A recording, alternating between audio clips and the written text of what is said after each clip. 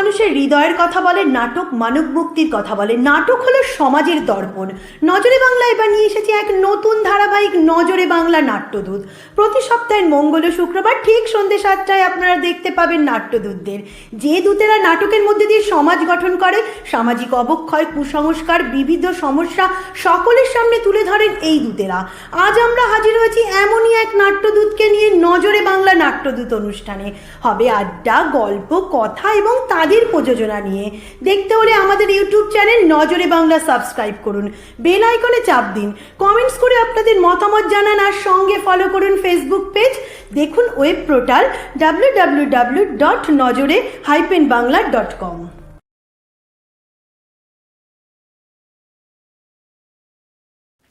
আবারও আমরা হাজির হয়েছি নজরে বাংলা নাট্যদূতের এক আড্ডার আসরে। আমরা আমাদের এবারের পর্বের সাথে পেয়েছি বাগনা আলো নাট্য সংস্থাকে। আমাদের মধ্যে এই মুহূর্তে উপস্থিত আছেন আলো নাট্য সংস্থার অন্যতম পরিচালক জয়ন্তদা। জয়ন্তদার সাথে আমরা একটু পরিচয় করে নিই। অনেক ধন্যবাদ নজরে বাংলাকে আমাদের এখানে আসবার জন্য। আমি দাদার কাছে জিজ্ঞেস করব, এই যে আলো নাট্য সংস্থা যে গড়ে ওঠা, তাদের যে দীর্ঘদিন পথ চলা, এই সম্পর্কে যদি আমাদেরকে কিছু বলো। আলো নাট্য সংস্থা মূলত তৈরি হয়েছিল একটা স্কুল ওয়ার্কশপ থেকে। 2014 সাল একটা স্কুল ওয়ার্কশপ আমরা করিয়েছিলাম আমাদের পাশেই একটা জায়গাতে। সেখান থেকে আমার প্রথমত মানে খুব যে প্ল্যানিং করে দলটা হয়েছে সেরকম নয়। তখন আমি থিয়েটার করতাম, বিভিন্ন দলে কাজ করতাম, কলকাতায় কাজ করতাম আমি। তখন আমার করতে করতে ওই স্কুলের স্যারের ইন্সপিরেশনে আমার আলো নাট্য সংস্থাটা তৈরি হয়। প্রথম ছুটি নাটকটা আমরা করি রবি ঠাকুরের, সেটা জেলায় পুরস্কার পাই আমরা। এবং ওই ছেলে মেয়েগুলোর সেই তাগিদটা আমার মনে হয়েছিল যে আমি এবার কিছু করি। তখনই 5 বছর পর ওখানে আমরা কাজ করলাম। তারপরে নিজের একটা স্পেস করে আমরা বাগনাতে ট্রান্সফার হলাম। এখন তো আমাদের কাজ চলছেই। ওই জন্মলগ্ন হচ্ছে কয়া হাই স্কুলে আমাদের প্রথম জন্মলগ্ন। তারপরে আমরা বাগনায় করেছি। তাহলে আমরা জানলাম আলো নাট্য সংস্থা গড়ে ওঠার যে একটা ইতিহাস বলা যেতে পারে, ইতিহাস আমরা জানলাম। আমরা শুনবো নানান গল্প, হবে আড্ডা। তার আগে আমরা একটু কথা বলে নিই, এখন তোমরা যে নাটকগুলো করছো তার মধ্যে যেটা আলোর পরিচিতি, সেই রকম একটা যদি কোনো নাটক সম্পর্কে একটু বলো আমাদের বন্ধুদের। এখনও অবধি 12টা নাটক প্রযোজনা হয়েছে। এর মধ্যে খুব সাড়া ফেলেছে হচ্ছে ছুটিটা। আমি বললামই, ছুটিটা প্রথম জেলায় আমাদের সম্মান এনে দেয়। ব্লকে ফার্স্ট হয়ে আমরা জেলায় গিয়েছিলাম। এটা আমাদের কাছে খুব একটা গর্বের বিষয় ছিল, জেলায় পুরস্কার পাওয়া। এটা মূলত ছোটদের নিয়ে হতো। তারপরে আমাদের সাড়া ফেলে হচ্ছে পরের উপকার করিও না।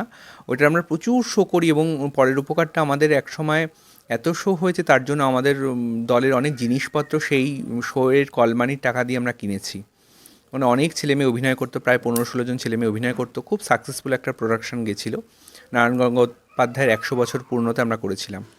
তারপরে মনের ব্যাধি আমাদের একটা খুব সাকসেস দেয়। হবুচন্দ্র গোবুচন্দ্র একটা রূপকধর্মী নাটক, খুব নাম করা একজনের লেখা।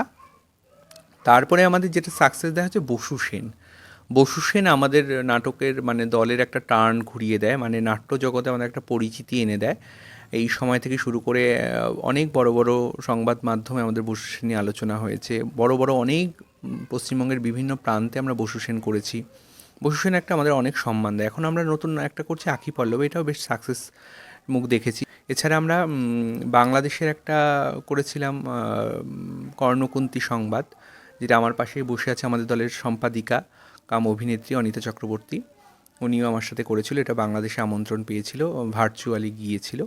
মনের ব্যাধি আমাদের একটা বিদেশে 25-26টা দেশ নিয়ে একটা ভার্চুয়ালি ফেস্টিভ্যাল হয়েছিল, সেখানে মনের ব্যাধি চান্স পেয়েছিল। এটা আমাদের একটা অনেক বড় পাওনা ছিল। তাহলে আমরা শুনলাম আলোর যে তাদের প্রযোজনাগুলো নিয়ে সকলের মধ্যে পৌঁছে যাওয়ার যে গল্প। আমরা দাদার কাছে এবার জিজ্ঞেস করব যে এই যে তোমার যে থিয়েটার জার্নিতে এসছে অনেক রকম প্রতিকূলতা, তো তার মধ্যেও দাঁড়িয়ে যে থিয়েটারটাকেই আমি নিয়ে এগিয়ে যাব এবং এই যে এতগুলো বাচ্চা বা সকলকে নিয়ে যে এগিয়ে যাওয়ার যে প্রবণতা, এই এগিয়ে যাওয়ার যে উৎসাহটা তুমি কোথা থেকে পেয়েছো? তুমি যদি আমাদের দর্শকদের সাথে একটু শেয়ার করো। আসলে আমি প্রথমে বলবো, আমি যেই পরিবারে জন্মগ্রহণ করেছি সেই পরিবারটা হচ্ছে একটা কালচারাল পরিবার। আমাদের সামনে আপনারা দেখতে পাবেন নাট মন্দির আছে, সেই নাট মন্দিরে আমাদের দলটার বয়স হয়তো 9 বছর, কিন্তু অনেক প্রাচীন মানে পুরনো আমাদের এখানে আমাদের বাড়ির কালচার, নাটক, নাচ, গান, অভিনয়। আমার পাশেই বসে আছে যে সম্পাদিকা, আমার বৌদির হাত ধরে আমি প্রথম এই জগতে পদার্পণ করি। গান, আবৃত্তি, উচ্চারণ শেখা, বৌদি ইন্সপিরেশন বলতে পারো, এই বয়সেও বৌদি এনার্জি। পাশে বসে আছে আমি পিসি বলি, আমার রক্তের সম্পর্ক না থাকলেও অনেক বেশি সম্পর্ক তার সাথে, অনুশ্রী চক্রবর্তী। ওনাদের দেখে না আমি ইন্সপিরেশন পাই যে এই বয়সে ওনারা যদি এই তাগিদ দিয়ে লড়তে পারে। তারপর আমাদের যে ছোট ছোট ছেলেমেয়েরা আছে যারা এই পুরো দলটাকে চালায়, আমি কিছুই না, আমি শুধু হয়তো পথ দেখাই, ওরাই চালিয়ে নিয়ে যায়। প্রত্যেকটা যাদের যাদের দেখছেন, ওদের শক্তি দেখলে বা ওদের একটু হাসি মুখ দেখলে আমার ভালো লাগে, যে ওরাই আমার ইন্সপিরেশান। ওদের জন্য আমি যেন তাছাড়া তো দর্শক তো আছে, দর্শকদের যে কোথাও গেলে দর্শকদের ভালোবাসা পেলে তো আরও মনে হয় না আরও এগিয়ে যাই। সেখানে পয়সা করি বা এটা কোনো ম্যাটারই করে না, সেটা মনে আসেই না। সেটুকুনি আনন্দই আমাদের ভীষণ আনন্দ দেয়।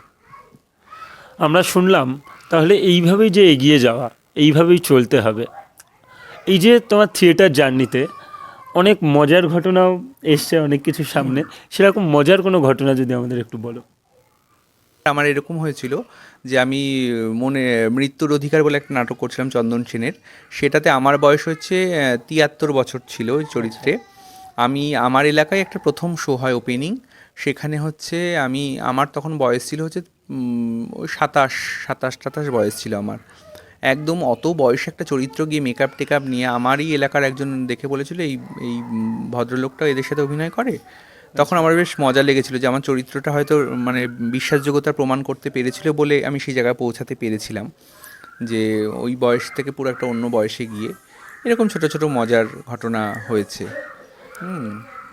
আচ্ছা, আমরা একটু অন্য বিষয়ে যদি যাই, এই যে যে সরকারি সাহায্য এখন যেটা পাচ্ছে দলগুলো, তো সেই জায়গায় দাঁড়িয়ে তার যে খুব সামান্যই একটা টাকা আসে, তার পক্ষে একটা দলকে এগিয়ে নিয়ে যাওয়া একটু মানে সমস্যার ব্যাপারই হয়ে যায়। সেই জায়গা থেকে মানে সেই জায়গায় দাঁড়িয়েও যে থিয়েটার চর্চা করা এবং তার পাশাপাশি যে একটা নাটককে তৈরি করতে গেলে আলো, মিউজিক, মেকআপ এবং তার সামগ্রিক যে পরিকল্পনা, সমস্ত কিছু নিয়ে কতটা সফলভাবে করতে পারছো? হ্যাঁ, অসুবিধা যে হয় না তা তো না, প্রচুরই অসুবিধা হয়, প্রতি মুহূর্তেই অসুবিধে।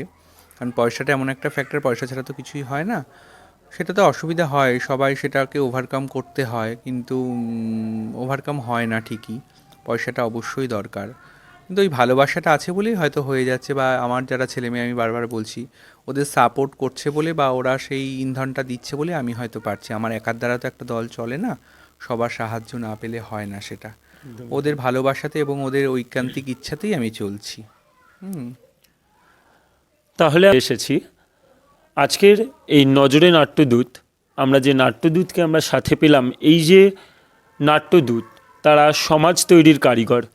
সমাজের নানান ব্যাধি মুক্ত করায় এই থিয়েটার গ্রুপগুলির ভূমিকা কিন্তু অপরিসীম।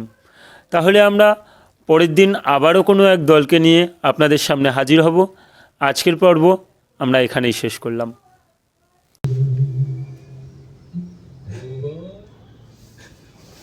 দেহ পদধূলি লহশ্রুমোর, হে অর্জুন জননী, কেন এলেন আপনি? কেন কেন উন্মোচন করলেন আপনার পাপের অতীত জীবন? বড় দেরি করে এলেন, আজ প্রত্যাবর্তনের পথ নেই কোনো। আমি কমতেও নই, আমি রাধেও সুতপুত্র। এখনো ভাঙা কুটির অপেক্ষা করছেন আমার বৃদ্ধ পিতা মাতা। আমি পারবো না তাদের বঞ্চনা করতে, আপনার সাথে ফিরে যেতে রাজ্যের লোভে। ওনা, কোথায় ছিলেন আপনি যেদিন আমাকে ফেলে গিয়েছিলেন এক ছোট্ট নবজাত শিশুকে? তার তো কোনো দোষ ছিল না। মাতৃ দুগ্ধ থেকে, মাতৃ নাক থেকে কেন তাকে বঞ্চিত করলেন? আজ আজ ফেরাতে এসেছেন রাজ্যের আশ্বাসে। না মাতা, আমি ফিরবো না। আমি কর্তব্যবদ্ধ আপন কাজে। তবে আপনাকে আমি আশ্বস্ত করছি এই বলে, অর্জুন ছাড়া বাকি ভাইরা রইবে অক্ষত। অর্জুন ছাড়া।